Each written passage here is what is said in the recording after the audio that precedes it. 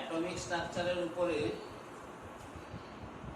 First ক্লাসটা যেটা করেছি তাতে মূলত ডিসকাস করেছি Discovery of fundamental particles of an atom, electron, proton এবং নিউট্রন। আর যেটা হয়েছে রাদারফোর্ডের আলফা কণা বিচ্ছুরণ পরীক্ষা, নিউক্লিয়াসের আবিষ্কার এবং আইসোটোপ, আইসোবার, আইসোটোন, আইসোডায়াফার, আইসোস্টার, আইসো ইলেকট্রনিক স্পেসিস, এগুলো নিয়ে একটা প্রিলিমিনারি আইডিয়া দিয়েছি। মোজলে এক্সপেরিমেন্ট এবং Rutherford's atomic model and its limitation. সুতরাং আজকের ক্লাসে মানে এই কন্টিনিউড ফ্রম লেকচার 1, আজকের ক্লাসটা শুরু করবো এই ইলেকট্রোম্যাগনেটিক রেডিয়েশন নিয়ে।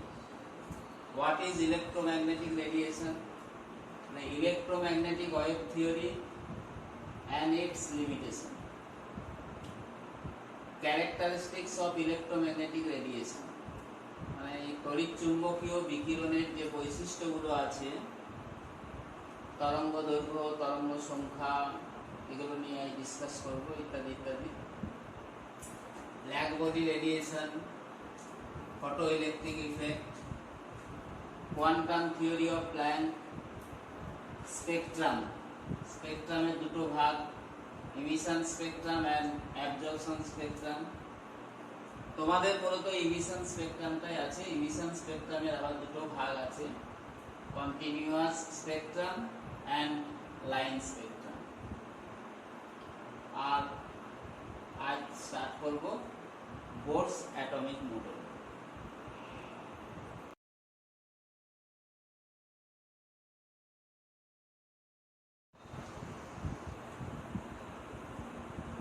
এর আগে আমরা দেখেছি যে রাদারফোর্ডের পারমাণবিক মডেল, পরমাণুর স্থায়িত্ব এবং পরমাণুর বর্ণালী, এই দুটো বিষয় ব্যাখ্যা করতে ব্যর্থ হয়েছে।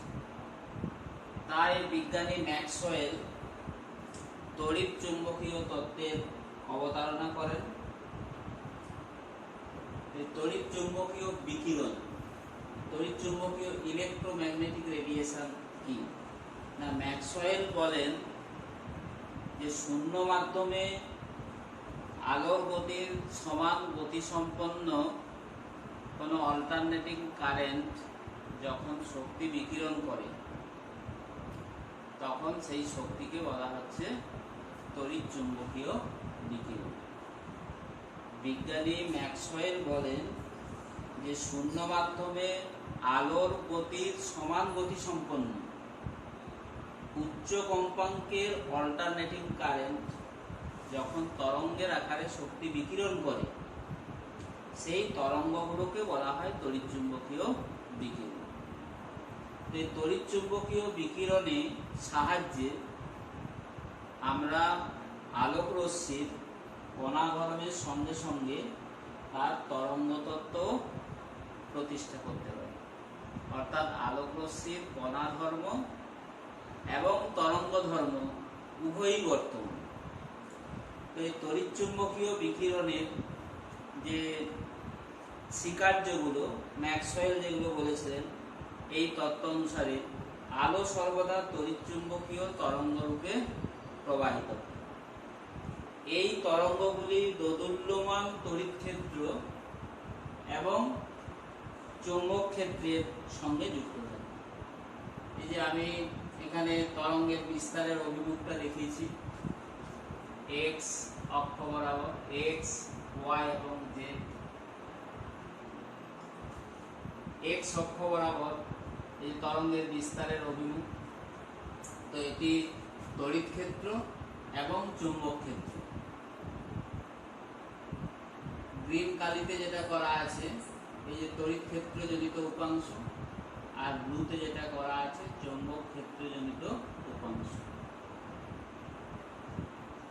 তো এই তড়িৎ চুম্বকীয় বিকিরণ এই দুটো ক্ষেত্রের সঙ্গেই যুক্ত থাকে। এদের অভিমুখ অর্থাৎ এই তড়িৎ ক্ষেত্র এবং চৌম্বক ক্ষেত্রের অভিমুখ পরস্পরের সঙ্গে সমকোণে থাকলেও তরঙ্গের বিস্তারের অভিমুখের সঙ্গে এগুলো কিন্তু লম্বভাবে অবস্থান করে। তড়িৎ ক্ষেত্র এবং চৌম্বক ক্ষেত্র দুটোই কিন্তু তরঙ্গের বিস্তারের অভিমুখের সঙ্গে লম্বভাবে অবস্থান করে। এবং তিনি আরো বলেছিলেন যে শব্দ তরঙ্গের বিস্তারের জন্য যেমন জড় মাধ্যমের প্রয়োজন, এই তড়িৎ চুম্বকীয় বিকিরণের বিস্তারের জন্য কিন্তু কোনো মাধ্যমের প্রয়োজন হয় না। তরঙ্গ দৈর্ঘ্যের উপর বিকিরণের বর্ণ নির্ভর করে এবং সব তড়িৎ চুম্বকীয় তরঙ্গই একই গতিতে প্রবাহিত হয়। এইগুলো একটু রিডিং করে নেবে, এটা জাস্ট জানার জন্য তোমাদের দরকার। পরীক্ষাতে হয়তো এই ম্যাক্সওয়েলের ওয়েভ থিওরি থেকে সেরকম প্রশ্ন আসে না। তো এই তড়িৎ চুম্বকীয় তত্ত্বের আমার কতগুলো সীমাবদ্ধতা রয়েছে। এগুলো যেমন আলোর ব্যতিচার, ইন্টারফারেন্স, বিচ্ছুরণ, ডিফ্রাকশন, প্রতিসরণ, রিফ্লেকশন, এইগুলো ব্যাখ্যা করতে সমর্থ হলেও কৃষ্ণবস্তুর বিকিরণ, আলোক তড়িৎ ক্রিয়ার প্রভাব এবং পরমাণু রেখা বর্ণালী এগুলো কিন্তু ব্যাখ্যা করতে পারে না। তাহলে ব্যাখ্যা করতে পারছে না কোনগুলো? কৃষ্ণবস্তুর বিকিরণ, ব্ল্যাক বডি রেডিয়েশন, পরমাণু রেখা বর্ণালী, লাইন স্পেকট্রাম এবং আলোক তড়িৎ ক্রিয়া, আলোক তড়িৎ ক্রিয়ার পর ফটো ইলেকট্রিক ইফেক্ট, এগুলো কিন্তু এই তড়িৎ চুম্বকীয় তরঙ্গের সাহায্যে আমরা ব্যাখ্যা করতে পারি না। সেই কারণে এগুলো ব্যাখ্যার জন্য পরে আমরা আসবো প্ল্যাঙ্কের কোয়ান্টাম তত্ত্ব। প্ল্যাঙ্কের কোয়ান্টাম তত্ত্বের সাহায্যে আমরা এগুলো সঠিকভাবে ব্যাখ্যা করতে পারবো। এখন এই তড়িৎ চুম্বকীয় বিকিরণের বিকিরণ সংক্রান্ত কতগুলো বৈশিষ্ট্য আছে। তড়িৎ চুম্বকীয় বিকিরণের এই কতগুলো বৈশিষ্ট্য আছে, যেমন সাধারণ আলোক রশ্মি, অতিবেগুনি রশ্মি, এক্স রশ্মি, গামা রশ্মি, এগুলো তড়িৎ চুম্বকীয় বিকিরণের উদাহরণ। তড়িৎ চুম্বকীয় বিকিরণ, তাহলে আমরা যেটা শিখলাম, তড়িৎ চুম্বকীয় বিকিরণ হচ্ছে তরঙ্গধর্মী। তো এই তরঙ্গের কতগুলো বৈশিষ্ট্য আছে, এগুলো আমাদের একটু শিখে নিতে হবে, কারণ এই চ্যাপ্টারে যখন নিউমেরিক্যাল প্রবলেম গুলো করবে তখন এই তড়িৎ চুম্বকীয় বিকিরণের যে বৈশিষ্ট্যগুলো, এই বৈশিষ্ট্যগুলো আমাদের আসবে। ক্যারেক্টারিস্টিক্স,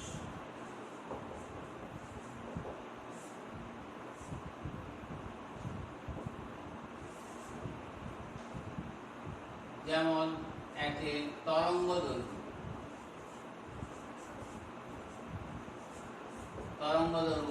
ওয়েভলেংথ,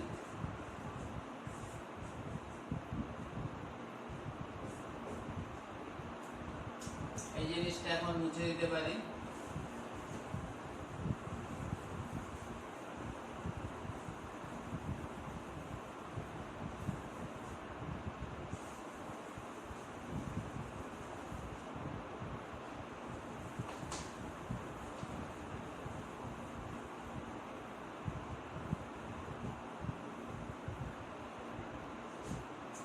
তরঙ্গ দৈর্ঘ্য বলতে কোন তরঙ্গের এই যে বিস্তারের অভিমুখ যেটা দেখিয়েছিলাম, তাতে পরপর অবস্থিত দুটি শীর্ষের মধ্যে যে দূরত্ব, কোন তরঙ্গের বিস্তারের অভিমুখে পরপর দুটি শীর্ষ, তাদের মধ্যে যে দূরত্ব, তাকে তরঙ্গ দৈর্ঘ্য বলে। একে ল্যামডা দিয়ে প্রকাশ করা হয়। এই টার্মগুলো একটু জেনে নিতে হবে। ল্যামডা দিয়ে কম্পাঙ্ক, একটি বিন্দুর মধ্যে দিয়ে 1 সেকেন্ডে যত সংখ্যক তরঙ্গ অতিক্রম করে তাকে কম্পাঙ্ক বলে। ফ্রিকোয়েন্সি, ফ্রিকোয়েন্সি একে নিউ দিয়ে প্রকাশ করা হয়। তরঙ্গ দৈর্ঘ্যের সঙ্গে সঙ্গে ইউনিটগুলো একটু দেখে নিতে হবে। ইউনিট মানে সেন্টিমিটার বা এসআই পদ্ধতিতে মিটার, হ্যাঁ, এইগুলো একটু দেখে নিতে হবে ইউনিটগুলো। তরঙ্গ দৈর্ঘ্য হলো কম্পাঙ্ক, এটা হচ্ছে সিপিএস বা সাইকেল পার সেকেন্ড বা হার্টজ, এই যে এগুলো দিয়ে প্রকাশ করা হয় যে একটি বিন্দুর মধ্য দিয়ে 1 সেকেন্ডে যত সংখ্যক তরঙ্গ অতিক্রম করে। এরপর আসছে তরঙ্গ বেগ।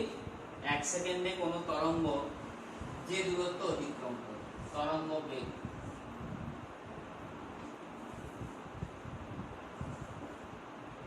তরঙ্গ বেগ ভেলোসিটি, ভেলোসিটি অফ ওয়েভ।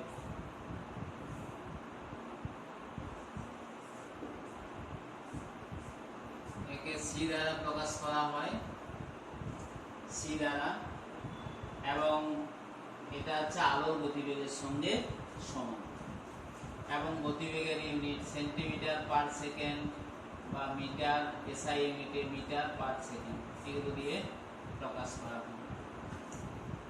এবং এর মানটা হচ্ছে 3 × 10⁻10, আর এসআই ইউনিটে হলে 3 × 10⁸ মিটার পার সেকেন্ড।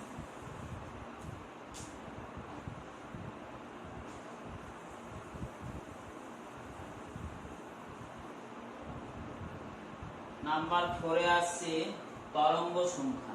প্রতি সেন্টিমিটার দৈর্ঘ্যে কোনো তরঙ্গ দ্বারা সৃষ্ট পূর্ণ তরঙ্গের সংখ্যাকে ওই তরঙ্গের তরঙ্গ সংখ্যা বলে। একে নিউ বাদ দিয়ে প্রকাশ করা। তরঙ্গ সংখ্যা, ওয়েভ নাম্বার, নিউ বাদ দিয়ে প্রকাশ করা হয়। তাহলে নিউ বার ইকুয়াল টু হচ্ছে 1/λ। এবং এগুলোর মধ্যে সম্পর্কগুলো মানে পারস্পরিক যে সম্পর্কগুলো একটু করে নিতে হবে। নিউ বার এটা হচ্ছে nu bar equal to 1/λ, nu bar equal to 1/λ। তাহলে এটা যেহেতু সেন্টিমিটার বা এসআই ইউনিটে মিটার, তাহলে এটা হয়ে যাবে সেমি ইনভার্স, ইউনিটটা হয়ে যাবে সেমি ইনভার্স, এসআই ইউনিটে মিটার ইনভার্স। আবার নিউ ইকুয়াল টু c/λ, এই দুটোর মধ্যে সম্পর্ক। এই যে নিউ ইকুয়াল টু, এটা ধরা যাক 1 নম্বর রিলেশন, নিউ ইকুয়াল টু কম্পাঙ্ক, new equal to c/λ, c/λ, new equal to c/λ, এটা একটা সম্পর্ক, এটা 2 নম্বর, এটা একটু মনে রাখতে হবে। আচ্ছা, আর কতগুলো সম্পর্ক আছে, যেমন তরঙ্গের পর্যায়কাল 5, তরঙ্গের পর্যায়কাল।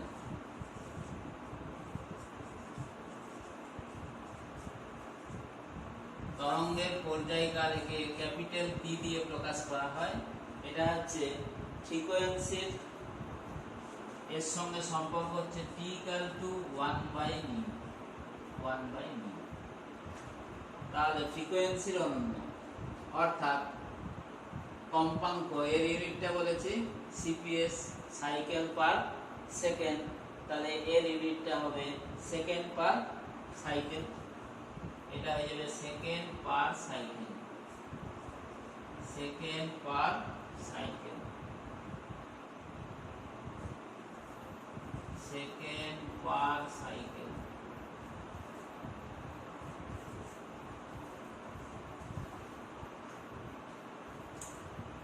আচ্ছা, এই দুটোর মধ্যে সম্পর্ক যেটা বললাম, এই যে টি ইকুয়াল টু 1/μ, এটা আসছে কি করে? কম্পাঙ্ক নিউর অর্থ কি না, নিউটি পূর্ণ কম্পন, নিউটি পূর্ণ কম্পন হয় 1 সেকেন্ড। যে নিউর অর্থ, এর অর্থটা হচ্ছে কি, নিউটি পূর্ণ কম্পন হয় 1 সেকেন্ড।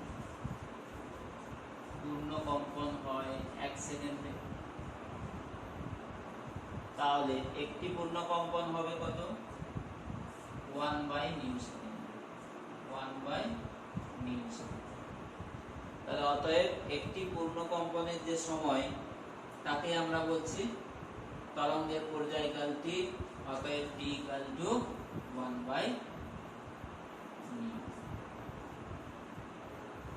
অতএব t = 1/নিউ। এই রিলেশন গুলো হলো।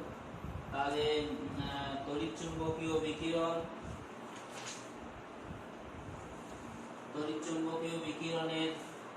বিকিরণের যে তত্ত্ব এর থিওরি, সেই তত্ত্বের যে স্বীকার্যগুলো এগুলো হলো। এখন তড়িৎচুম্বকীয় বিকিরণের সীমাবদ্ধতাও বললাম। এরপরে আসছে ব্ল্যাক বডি রেডিয়েশন।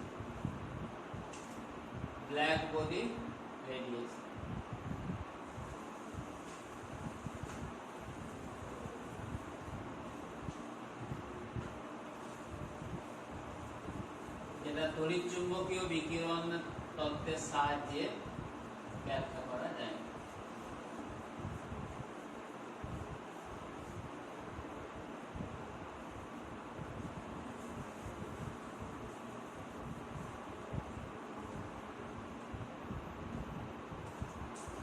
প্রথমেই জানতে হবে ব্ল্যাক বডি কি না, যে আদর্শ বস্তু সকল তরঙ্গদৈর্ঘ্য বিশিষ্ট শক্তির শোষণ এবং বিকিরণে সক্ষম তাকে বলা হচ্ছে কৃষ্ণ বস্তু।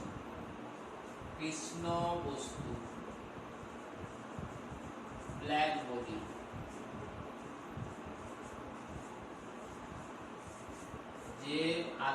যেসব আদর্শ বস্তু সকল তরঙ্গদৈর্ঘ্য বিশিষ্ট শক্তির বিকিরণ এবং শোষণে সক্ষম তাকেই বলা হচ্ছে ব্ল্যাক বডি। এখন এই কৃষ্ণ বস্তুর বিকিরণ, black body radiation.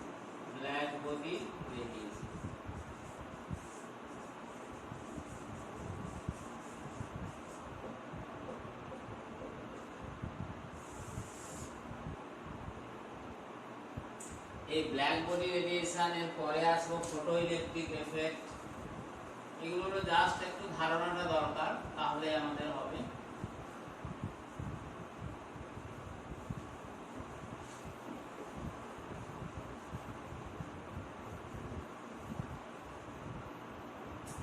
Black body radiation মানে তড়িৎচুম্বকীয় তরঙ্গ তত্ত্ব অনুসারে শক্তির বিকিরণ বা শোষণ সর্বদা নিরবচ্ছিন্ন আকারে মানে কন্টিনিউয়াসলি ঘটে, এবং এই বিকিরণের শক্তি তার তীব্রতার সঙ্গে সমানুপাতিক হয়, কিন্তু তরঙ্গ দৈর্ঘ্য বা কম্পাঙ্কের উপর নির্ভর করে না। It does not depend on wavelength or frequency. এটা নির্ভর করে তীব্রতার উপরে, আলোর তীব্রতার উপরে বা প্রাবল্যের উপরে এটা নির্ভর করে।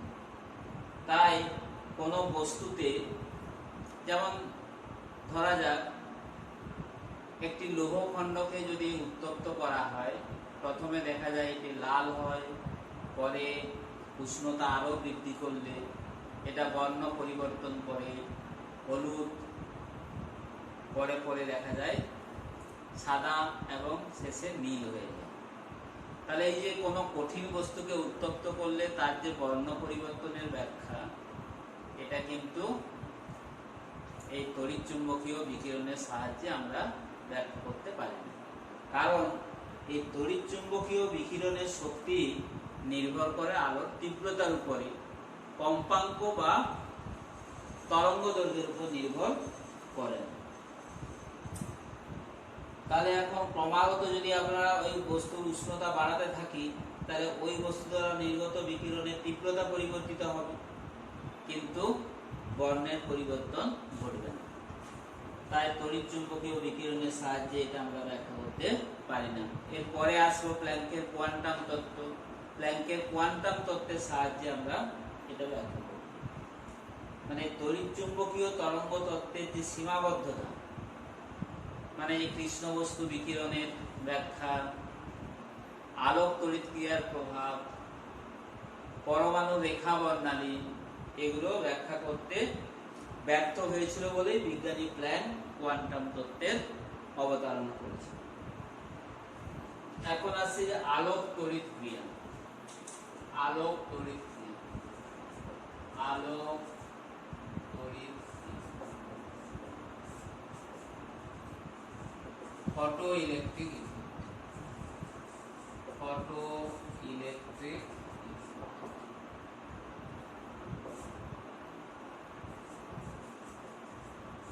ফটো ইলেকট্রিক আলোক তড়িৎ ক্রিয়া হচ্ছে যে উপযুক্ত তরঙ্গদৈর্ঘ্য বিশিষ্ট আলো বা অন্য কোনো বিকিরণ কোনো ধাতুর পৃষ্ঠে, বিশেষ করে ক্ষার ধাতু বা ক্ষারীয় মৃত্তিকা ধাতু, অ্যালকালাইন এবং অ্যালকালাইন আর্থ মেটাল যেগুলো আছে তাদের উপর আপতিত হলে ওই ধাতুর পৃষ্ঠতল থেকে ইলেকট্রন নিঃসৃত হয়। এই ইলেকট্রনকে বলা হয় ফটো ইলেকট্রন এবং এই ঘটনাটাকে বলা হচ্ছে photo electric effect. Photo electron আর ফটো ইলেকট্রন তাহলে কি বললাম আরেকবার বলে দিচ্ছি যে কোনো নির্দিষ্ট তরঙ্গ দৈর্ঘ্যের আলো বা অন্য কোনো বিকিরণ যদি ক্ষার ধাতু বা ক্ষারীয় মৃত্তিকা ধাতু, ক্ষার ধাতু বা ক্ষারীয় মৃত্তিকা ধাতু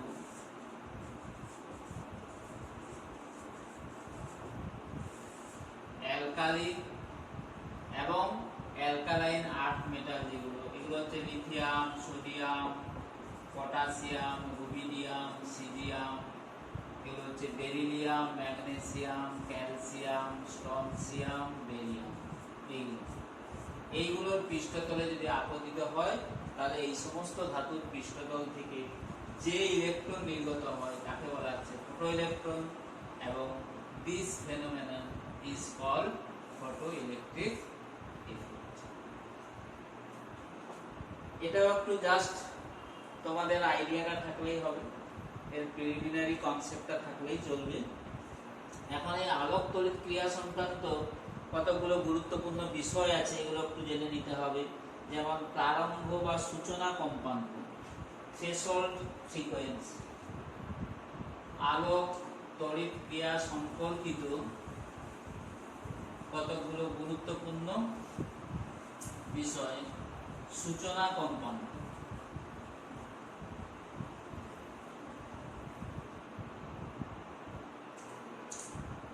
সূচনা কম্পাঙ্ক হচ্ছে থ্রেশহোল্ড ফ্রিকোয়েন্সি।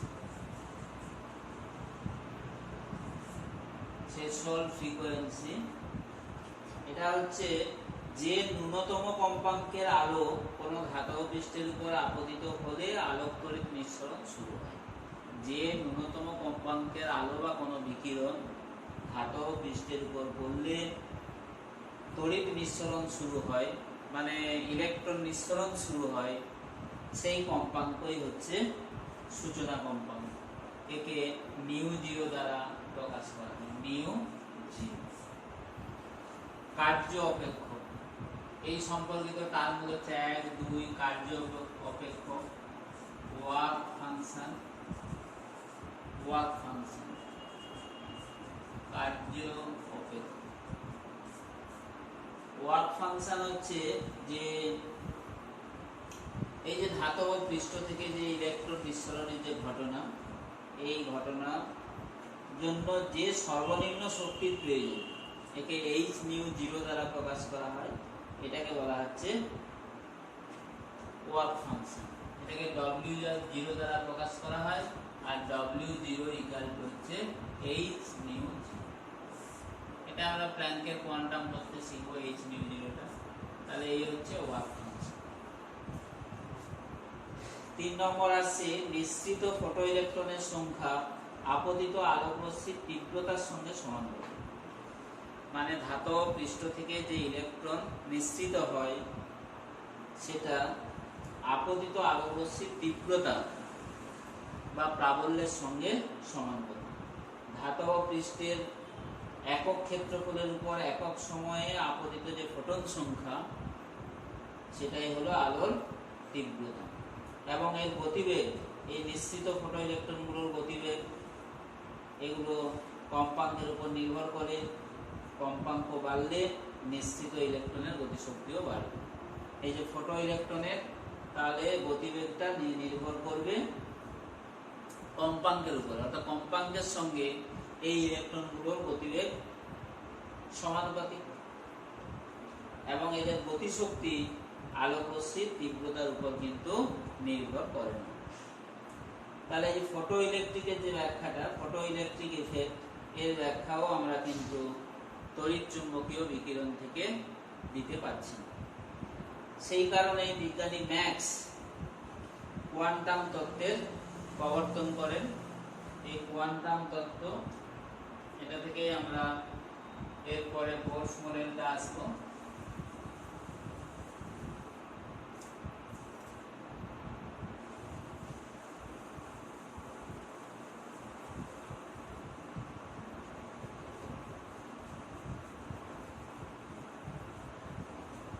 প্ল্যাঙ্কের কোয়ান্টাম তত্ত্ব।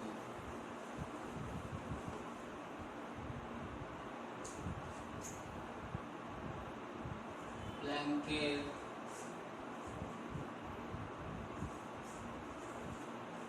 কোয়ান্টাম তত্ত্ব।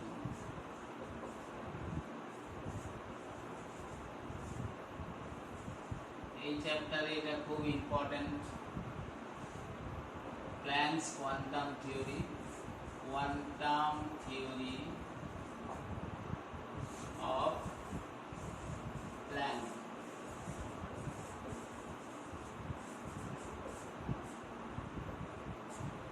এই প্ল্যাঙ্কের কোয়ান্টাম তত্ত্ব অনুসারে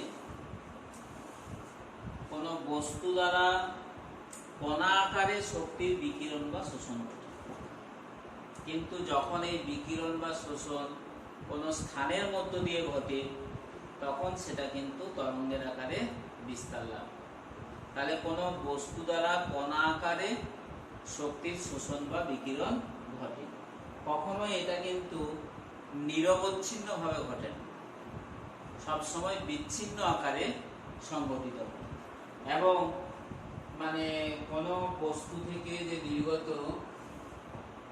তাহলে প্ল্যাঙ্কের কোয়ান্টাম তত্ত্বের স্বীকার্যগুলো করতে হবে। 1 নম্বরে যেটা বললাম যে কোনো বস্তু থেকে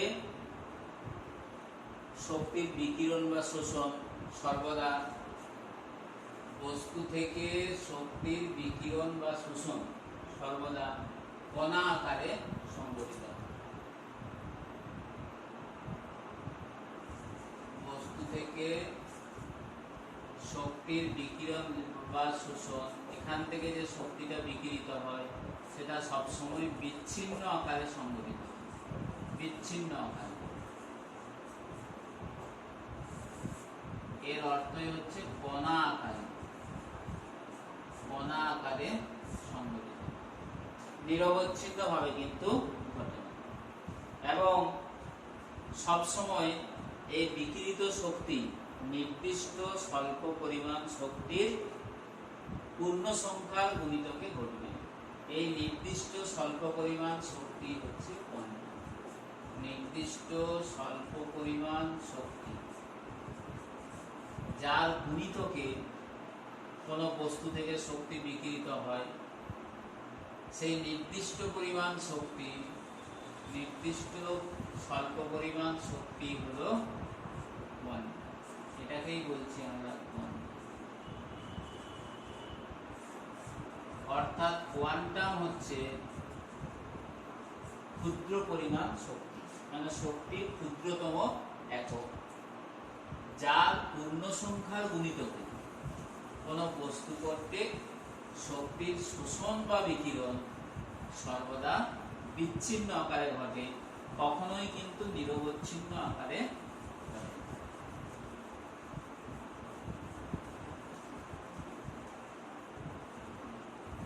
এখন এই প্রতি কোয়ান্টামের শক্তি, 3 নম্বর, প্রতি কোয়ান্টামের শক্তি তরঙ্গের কম্পাঙ্কের সঙ্গে সমানুপাতিক। প্রতিটি কোয়ান্টাম বা আলোর ক্ষেত্রে এটাকে আমরা বলবো ফোটন। প্রতিটি কোয়ান্টাম বা ফোটনের শক্তি সর্বদা বিকিরণের কম্পাঙ্কের উপর নির্ভর করে এবং কম্পাঙ্কের সঙ্গে এটি হচ্ছে সমান্তরাল। শক্তিকে যদি আমরা ই দ্বারা এবং কম্পাঙ্ককে যদি নিউ দ্বারা প্রকাশ করি, তাহলে প্ল্যাঙ্কের কোয়ান্টাম তত্ত্ব অনুসারে ই ভেরিয়েজ নিউ, অর্থাৎ ই ইকুয়াল টু এইচ। এই এইচ হলো প্ল্যাঙ্কের ধ্রুবক।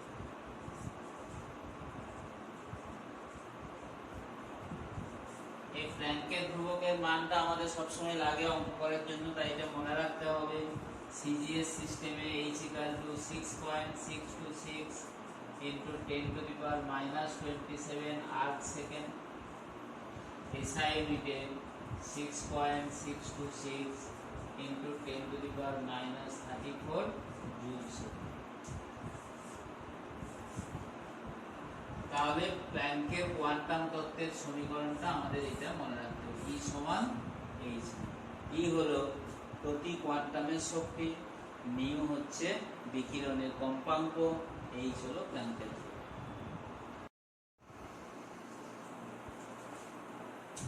নাম্বার 4 হচ্ছে যে কোনো বস্তু দ্বারা বিকিরিত শক্তি, কোনো বস্তু দ্বারা এই যে বিকিরিত শক্তি বলতে এটা বিকিরিত বা শোষিত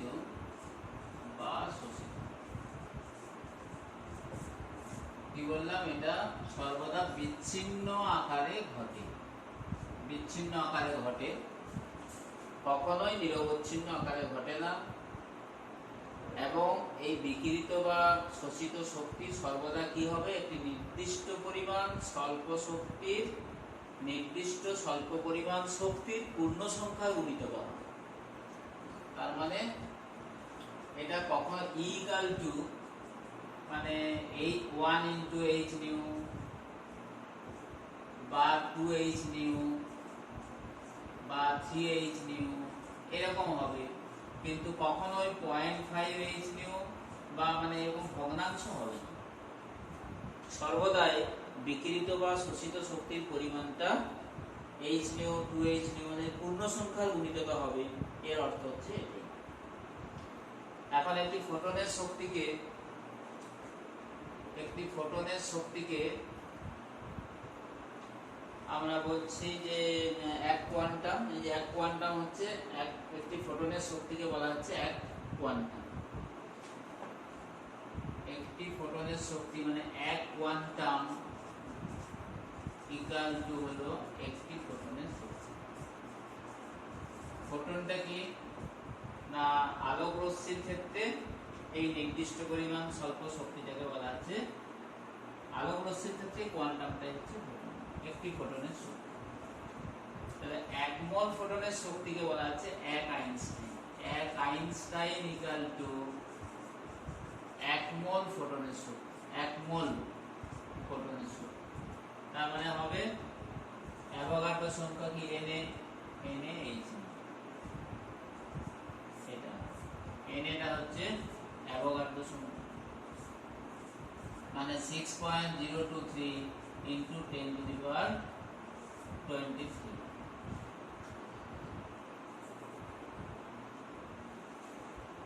তাহলে এক আইনস্টাইন বলা হলো, এক কোয়ান্টাম কি এগুলো বললাম, প্ল্যাঙ্কের কোয়ান্টাম তত্ত্বটা আমাদের হলো।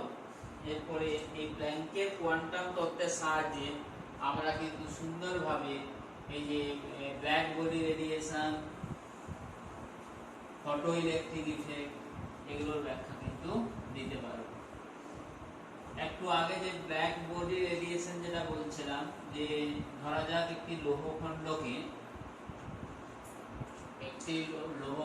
যে কৃষ্ণ বস্তু, তাহলে এখন বিকিরণের ব্যাখ্যা, কৃষ্ণ বস্তু বিকিরণের ব্যাখ্যা, এটা প্ল্যাঙ্কের কোয়ান্টাম থিওরি থেকে আমরা ব্যাখ্যা করতে পারি। না একটি এই যে এফি খণ্ড, এটাকে বলছিলাম ক্রমান্বয়ে যদি হিট করা হয়, হিট করলে প্রথমে লাল হয়, তারপরে হলুদ, সাদা এবং উচ্চ উষ্ণতায় দেখা যায় নীল বর্ণে পরিণত। এর ব্যাখ্যা আমরা ম্যাক্সওয়েলের যে তড়িৎচুম্বকীয় বিকিরণের তত্ত্ব, সেই তত্ত্ব থেকে ব্যাখ্যা করতে পারছিলাম না। এক টুকরো লৌহখণ্ডকে যখন আমরা উত্তপ্ত করি তখন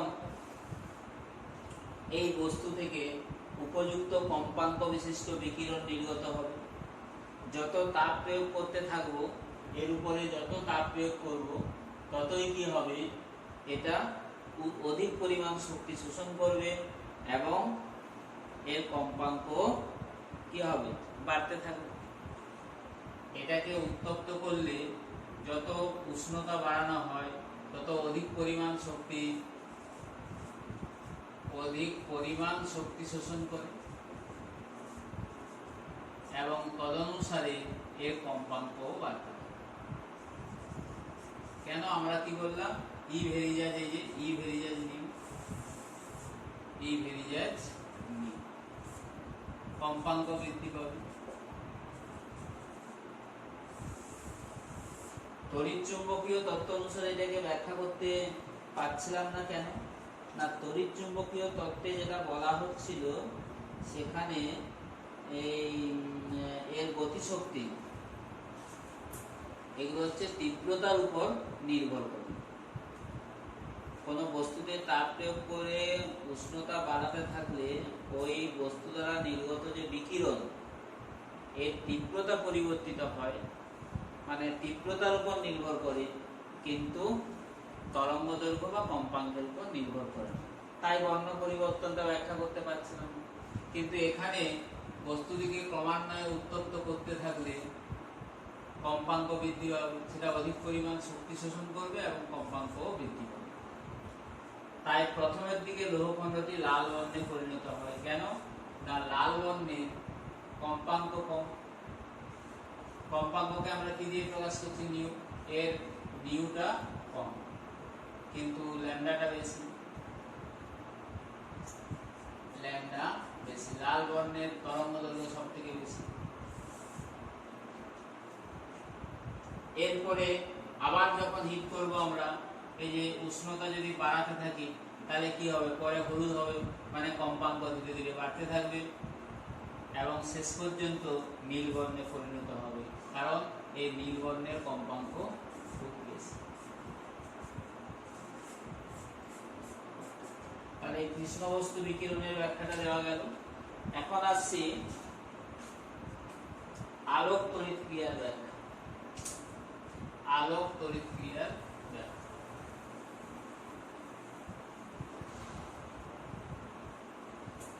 আলোক তড়িৎ ক্রিয়ার ক্ষেত্রে আমরা কি দেখলাম না, আলোক তড়িৎ ক্রিয়ার ক্ষেত্রে দেখলাম যে মূলত ক্ষার ধাতু বা ক্ষারীয় মৃত্তিকা ধাতু যেগুলো আছে, সেই ধাতুর পৃষ্ঠতলে কোনো আলোক রশ্মি বা অন্য কোনো বিকিরণ, নির্দিষ্ট তরঙ্গ দৈর্ঘ্যের কোনো আলোক রশ্মি বা অন্য কোনো বিকিরণ যদি আপতিত হয়, তাহলে ওই ধাতুর পৃষ্ঠতল থেকে ইলেকট্রন নিঃসৃত হয়। এখন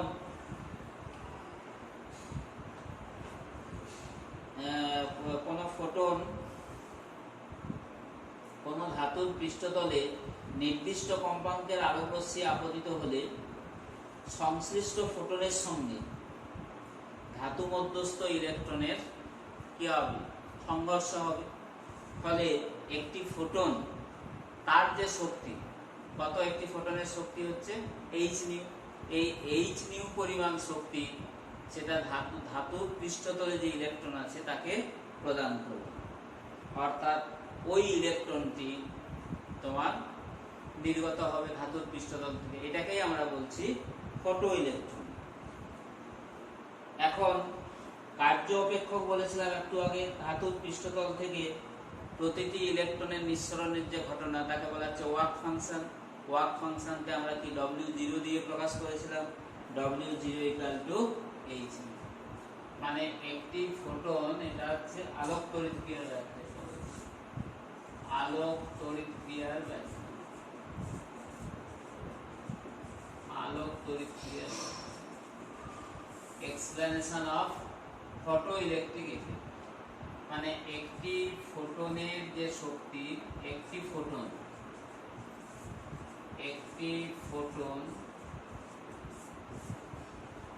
ফোটনের শক্তি কত?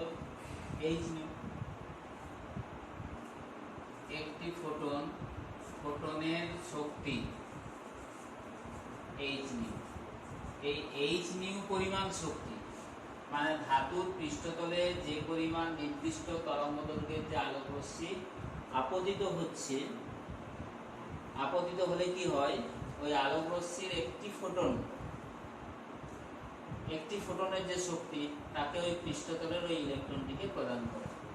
ফলে এই পরিমাণ শক্তি নিয়ে ইলেকট্রনটি ধাতুর পৃষ্ঠতল থেকে নির্গত হয়।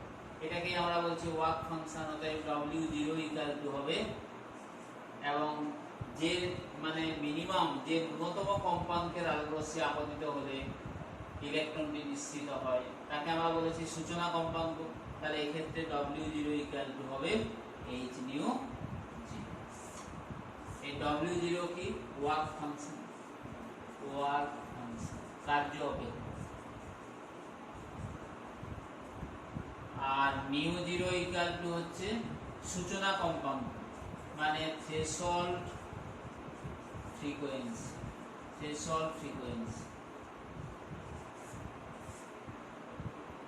এখন দেখা যাক যে আপতিত আলোক রশ্মির কম্পাঙ্ক সূচনা কম্পাঙ্কের থেকে বেশি হলে তাহলে কি হবে না, সংঘাতকারী ফোটনের যে অতিরিক্ত শক্তি সেটা নিশ্চিত ইলেকট্রনের গতিশক্তি রূপে, মানে গতিশক্তি বৃদ্ধিতে সাহায্য করে। তাহলে আপতিত আলোক রশ্মির কম্পাঙ্ক যদি সূচনা শক্তির মানে সূচনা কম্পাঙ্কের থেকে বেশি হয় তাহলে সেটা হচ্ছে তোমার h nu minus h nu 0। এই যে অতিরিক্ত শক্তি এটা হচ্ছে ওই ইলেকট্রনের গতিশক্তি বৃদ্ধিতে সাহায্য করবে। এখন ইলেকট্রনের গতিশক্তি, নিশ্চিত ইলেকট্রনের গতিশক্তি, এটাই হচ্ছে এর সঙ্গে সমান্তরাল। নিশ্চিত ইলেকট্রনের গতিশক্তি,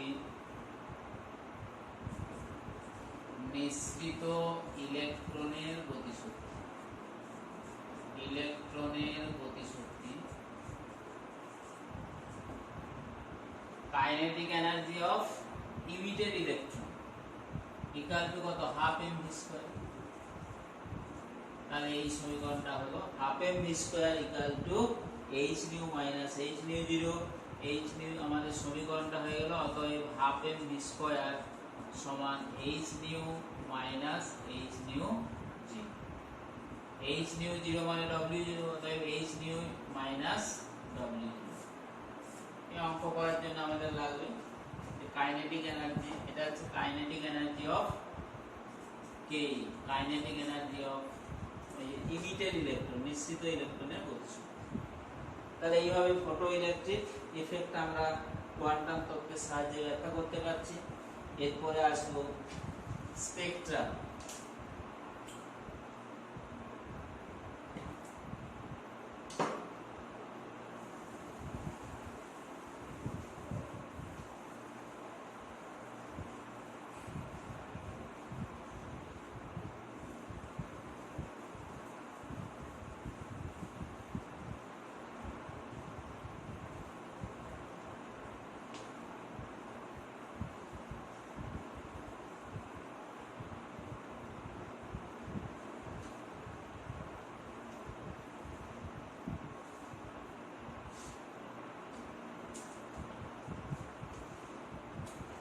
এখন কোন উদ্দীপ্ত শক্তির উৎস থেকে নির্গত তড়িৎচুম্বকীয় বিকিরণকে যদি আমরা কোন স্পেকট্রোস্কোপ যন্ত্রের প্রিজমের সাহায্যে বিচ্ছুরিত করি তাহলে বিভিন্ন মানে ভিন্ন ভিন্ন তরঙ্গদৈর্ঘ্য বিশিষ্ট বা বর্ণ বিশিষ্ট উপাদানে বিশ্লিষ্ট হয়। এটাকে যদি কোনো একটা পর্দায় ধরা হয় তাহলে ওই যন্ত্রের যে ফটোগ্রাফিক প্লেট তাতে একটা পটি দেখতে পাওয়া যায় বিভিন্ন বর্ণের, এটাকেই বলা হচ্ছে বর্ণালী। তাহলে বর্ণালীকে আমরা দুটো ভাগে ভাগ করব, বর্ণালী স্পেকট্রাম।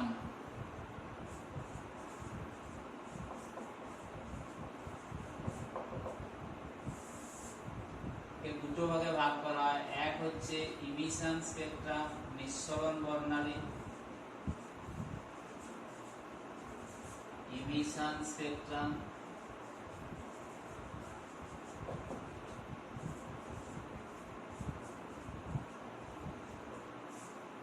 এবং শোষণ বর্ণালী, শোষণ বর্ণালী অ্যাবজর্পশন স্পেকট্রাম, অ্যাবজর্পশন স্পেকট্রাম। তোমাদের মূলত এই নিঃসরণ বর্ণালীটাই আছে, এটাই লাগবে। এবং এই নিঃসরণ বর্ণালীর আবার দুটো ভাগ, নিঃসরণ বর্ণালীর আবার দুটো ভাগ, একটা হলো নিরবচ্ছিন্ন বর্ণালী, কন্টিনিউয়াস স্পেকট্রাম, কন্টিনিউয়াস স্পেকট্রাম, এবং বিচ্ছিন্ন বর্ণালী বা রেখা বর্ণালী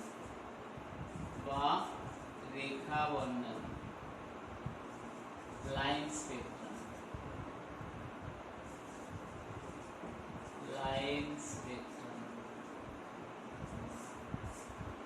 রেখা বর্ণালী লাইন স্পেকট্রাম।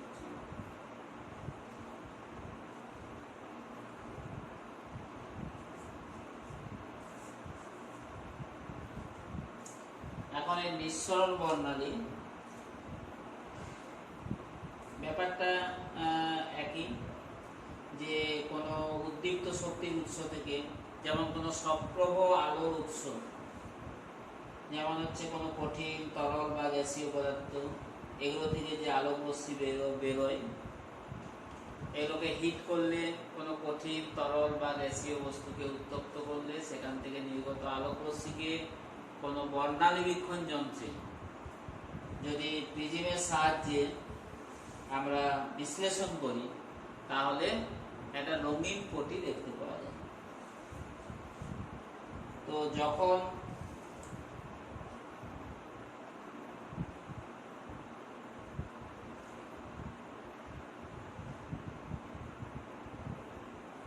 এই যে বৈদ্যুতিক আলো, বৈদ্যুতিক বাল্ব, সূর্য, সাদা গলিত বস্তু বা ভাস্বর গ্যাস থেকে এই নিঃসৃত সাদা আলোক রশ্মি বর্ণালী বীক্ষণ যন্ত্রে প্রিজম দ্বারা বিচ্ছুরিত হয়ে নিরবচ্ছিন্ন বর্ণালীর সৃষ্টি করে।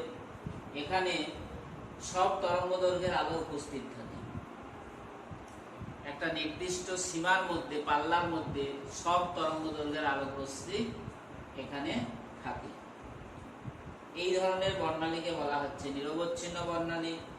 আর বিচ্ছিন্ন রেখা বর্ণালী যেটা, কোনটা বিচ্ছিন্ন বা রেখা বর্ণালী কোনটা, এটা সাধারণত পরমাণুর ক্ষেত্রে দেখা যায়, যে অল্প চাপে রক্ষিত কোনো মৌলিক গ্যাস বা বাষ্পকে আমরা যদি উত্তপ্ত করি, তাহলে সেখান থেকে নির্গত শক্তিকে যদি বর্ণালী বীক্ষণ যন্ত্রে একইভাবে প্রিজমের সাহায্যে আমরা যদি বিশ্লেষণ করি, তাহলে দেখব যে কতগুলো নির্দিষ্ট তরঙ্গ দৈর্ঘ্যের আলোক রেখা সমন্বয়ে এই ধরনের বর্ণালী গঠিত, এবং এই আলোক রেখাগুলো পরস্পর থেকে অন্ধকার স্থান দ্বারা পৃথককৃত থাকে। এই ধরনের বর্ণালীকে আমরা বলবো বিচ্ছিন্ন বর্ণালী। এই বিচ্ছিন্ন বর্ণালী বা রেখা বর্ণালী হচ্ছে পরমাণুর নিজস্ব বৈশিষ্ট্য, এবং কোনো পরমাণুর ক্ষেত্রে এই জন্য মৌলের পারমাণবিক বর্ণালীকে সংশ্লিষ্ট মৌলের ফিঙ্গারপ্রিন্ট রূপে গণ্য করা হয়। একটা নির্দিষ্ট মৌলের রেখা বর্ণালী থেকে ওই মৌলটিকে শনাক্ত করার সবথেকে ভালো পদ্ধতি, যেমন আমরা একে ফিঙ্গারপ্রিন্ট বলছি কেন না, মানে মানুষের ক্ষেত্রে কোনো অপরাধীকে শনাক্ত করতে যেমন তার ফিঙ্গারপ্রিন্টটাই হচ্ছে বিবেচ্য বিষয়। 130 কোটি ভারতবাসী প্রত্যেকের কিন্তু ফিঙ্গারপ্রিন্ট আলাদা আলাদা, তাই কোনো অপরাধীকে শনাক্ত করতে হলে বা তার বংশ পরিচয় জানতে হলে যেমন আমরা তার ফিঙ্গারপ্রিন্টটা নিয়ে থাকি, ঠিক সেইভাবে মৌলকে শনাক্তকরণের এটি একটি ভালো পদ্ধতি। বিভিন্ন মৌলের ক্ষেত্রে, এটা তার নিজস্ব বৈশিষ্ট্য, বিভিন্ন মৌলের ক্ষেত্রে কিন্তু নির্দিষ্ট তরঙ্গদৈর্ঘ্যের এবং নির্দিষ্ট বর্ণের কতগুলো রেখা পাওয়া যায়। যেমন আচ্ছা, এগুলো আমরা আজকে তাহলে নিঃসরণ বর্ণালীতে যেটা বলছিলাম, নিরবচ্ছিন্ন বর্ণালী, যে এরকম একটা প্রিজম মনে করি, বর্ণালী বীক্ষণ যন্ত্রের মধ্যে যদি এরকম একটা প্রিজম রাখা হয়, প্রিজমের মধ্যে একটা এই যে সাদা আলোক রশ্মির উৎস, এখান থেকে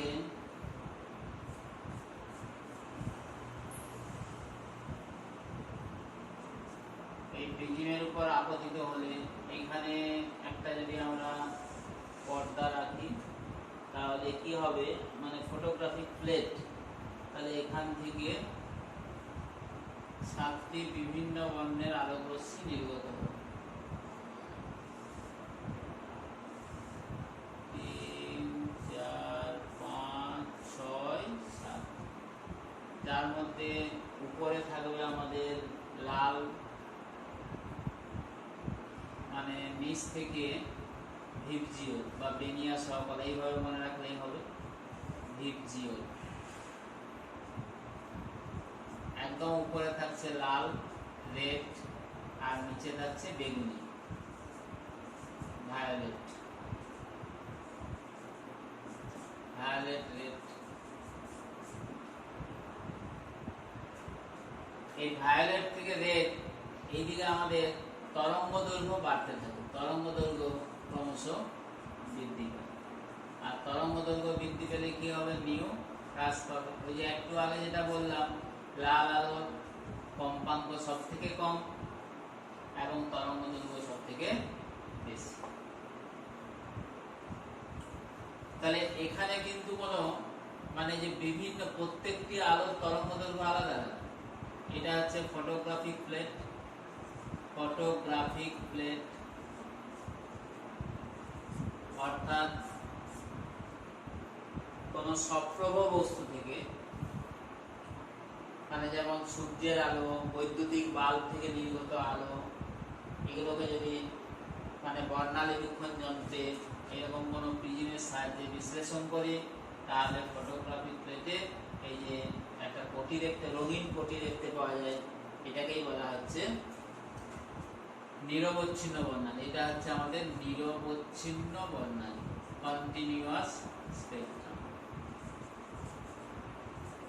যেখানে এই নির্দিষ্ট তরঙ্গ দৈর্ঘ্যের আলোক রশ্মিগুলো কি হয়, একটার সঙ্গে একটা ওভারল্যাপ করে যায়, এগুলোকে পৃথক করা যায় না। এই ধরনের যেটা রাদারফোর্ডের পরমাণু মডেলে আমরা পেয়েছিলাম, রাদারফোর্ডের পরমাণু মডেলে যে পরমাণু, যখন পরমাণুর মধ্যে নিউক্লিয়াসকে কেন্দ্র করে ইলেকট্রন নির্দিষ্ট বৃত্তাকার কক্ষপথে আবর্তন করতে থাকে, তখন ওই ইলেকট্রন ক্রমশ শক্তি বিকিরণ করতে থাকে এবং সেটা নিরবচ্ছিন্নভাবে ঘটে এবং নিরবচ্ছিন্ন বর্ণালী সৃষ্টি করে। কিন্তু পরমাণু প্রকৃতপক্ষে এই যে রেখা বর্ণালী সৃষ্টি করে। রেখা বর্ণালী এখানে কি হবে, যখনই এটা, তাহলে এটা হলো নিরবচ্ছিন্ন বর্ণালী, কিন্তু যখন এটাকে রেখা বর্ণালী, রেখা বর্ণালী আমরা বলবো লাইন স্পেকট্রাম, লাইন স্পেকট্রাম, এক্ষেত্রে কি হবে, ঠিক একইভাবে এরকম ফটোগ্রাফিক প্লেটে যে বিভিন্ন তরঙ্গ দৈর্ঘ্যের আলোক রশ্মিগুলো পাওয়া যাবে, তার প্রত্যেকের দুটোর মাঝে একটি করে অন্ধকার অঞ্চল থাকবে, মানে এরকম অন্ধকার অঞ্চল থাকবে। এটা হচ্ছে ফটোগ্রাফিক প্লেটটা, এরকম এইগুলো রেখাগুলো পাওয়া যায়, এরকম রেখাগুলো পাওয়া যায়। এইগুলো হচ্ছে নির্দিষ্ট বর্ণের রেখা, নির্দিষ্ট ব্লু লাইনগুলো বললাম নির্দিষ্ট বর্ণের রেখা, আর এই মাঝখানে যে গ্যাপটা, এগুলো বলছে যে অন্ধকার অঞ্চল, এরকম অন্ধকার অঞ্চল দিয়ে পৃথক করা হবে।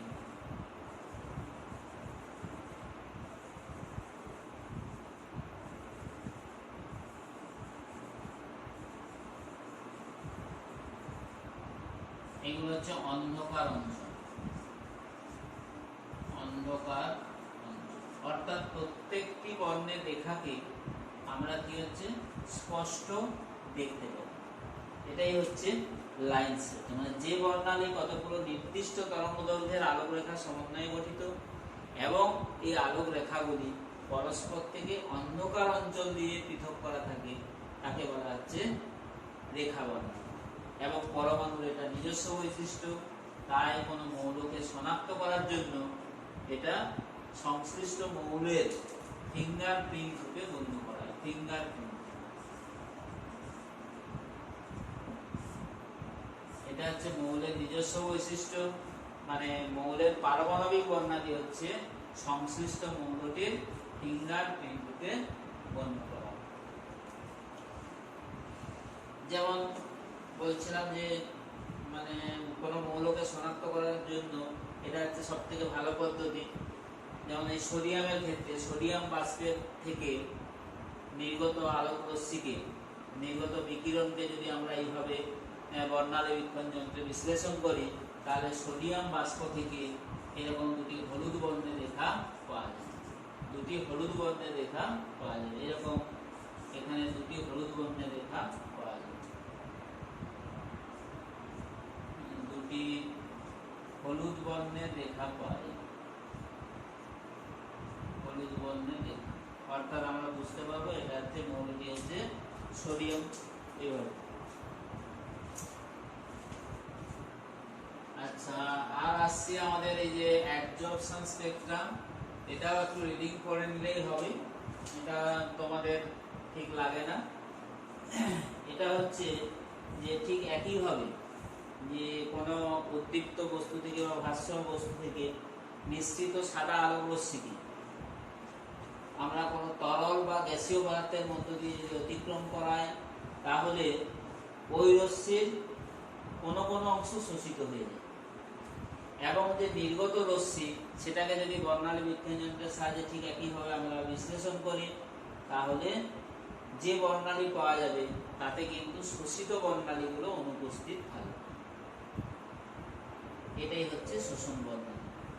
কি বললাম যে উত্তপ্ত ভাস্বর পদার্থ থেকে নির্গত আলোক রশ্মিকে আমরা যদি কোনো তরল বা গ্যাসীয় পদার্থের মধ্যে দিয়ে অতিক্রম করাই, তাহলে ওই রশ্মির কিছু কিছু বর্ণের আলো শোষিত হয়ে যাবে এবং ওই বাকি যে রশ্মিগুলো নির্গত হবে তাকে যদি আমরা ওইরকম বর্ণালী বীক্ষণ যন্ত্রে প্রিজমের মধ্যে দিয়ে পাঠিয়ে যদি এগুলোকে বিশ্লেষণ করি, তাহলে যে বর্ণের আলোগুলো শোষিত হয়েছে তাতে কিন্তু এই ফটোগ্রাফিক প্লেটে সেই বর্ণগুলো কিন্তু অনুপস্থিত থাকবে।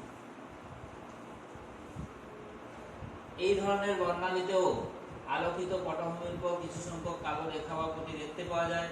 এই কালো দাগগুলোকে বলা হচ্ছে শোষক পদার্থের শোষণ বর্ণালী। তাহলে নিঃসরণ বর্ণালী, শোষণ বর্ণালী, এটা আমাদের হলো